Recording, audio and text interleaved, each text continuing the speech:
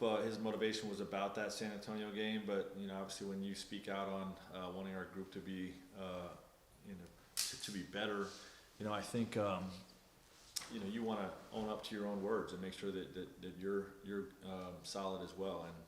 And that whole first group I think really set a tone on the defensive end. I think getting KCP back. I thought he had 3 steals in the first quarter. One of them must have been a deflection, and didn't get credit for it. But he had 3 forced turnovers in the first few minutes. Got out on the break. AD was really good. The whole group was really good in that first quarter and set a tone for the whole night. Greg, the offense has mostly been there. It seemed like through the first 10 games, and the defense certainly at times. But did you like seeing the evolution of it and kind of molding those two sides together tonight? Yeah, it's a balancing act. Some nights the offense is going to be there, some nights the defense. I've got a lot of confidence in this team on the defensive end. We've had some nights where we were a step slow to certain things and still learning coverages and whatnot. But I think we're going to be good there. We just got to be a team that buys into being a team first team offensively and continuing to trust the pass. We had 28 assists tonight. That was a big part of it, and this game is as much as any throughout the year was a Laker basketball type of win. Flying around defensively and getting stops without fouls, either forcing turnovers or forcing misses, and then flying on the break. And getting out and the deep advanced passes. Got us 32 fast break points. So sort of an identity win. Bill. Hey Frank, aside from the obvious, not having the rim protection necessarily that you had last year, what is the biggest adjustment you've had to make defensively with this group? What's the biggest adjustment you've had to make in terms of how you coach this defense from a year ago? We haven't really adjusted too much, to be honest.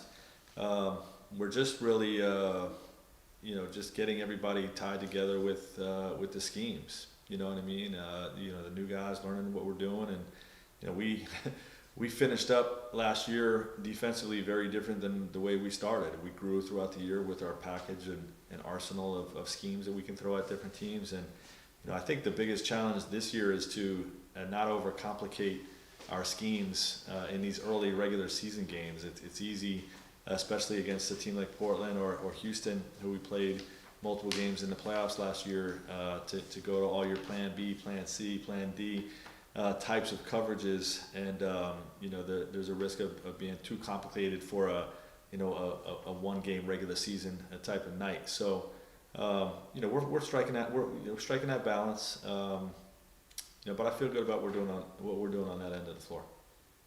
Kyle.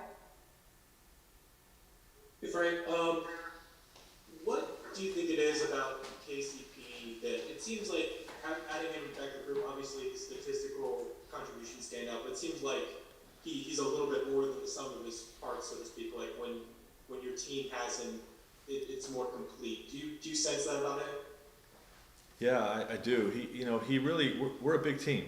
We play with great size. We have size, and to play with that type of size, you need speed to complement it. And his speed and athleticism is invaluable to us.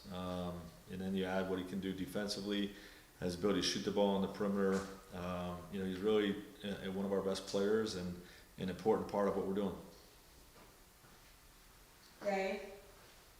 Right, can you share anything else about Wes Matthews' condition with the right Achilles soreness? Obviously he tore his left Achilles back in the day. Is there any correlation? Is this something he deals with? And what do you think about him moving forward? Yeah, I don't think there's a correlation. The medical team doesn't think so. But early in the season, we're going to be conservative with these types of flare-ups or whatever you want to call it. And he had some soreness in there that was enough of a concern to hold him out. And we have a deep team, so again, we're going to be responsible with things like that. Last two, Dan. Did he need an MRI or anything like that? Is it that level of serious? I don't believe so. They did not mention that to me. But we'll see how he is tomorrow. Secondly, I asked you about kind of what Anthony said before the Bulls game. You were kind of like, well, before that game, we were second in defense. Do you like that kind of one bad night would be enough for him to speak up like that? Do you like that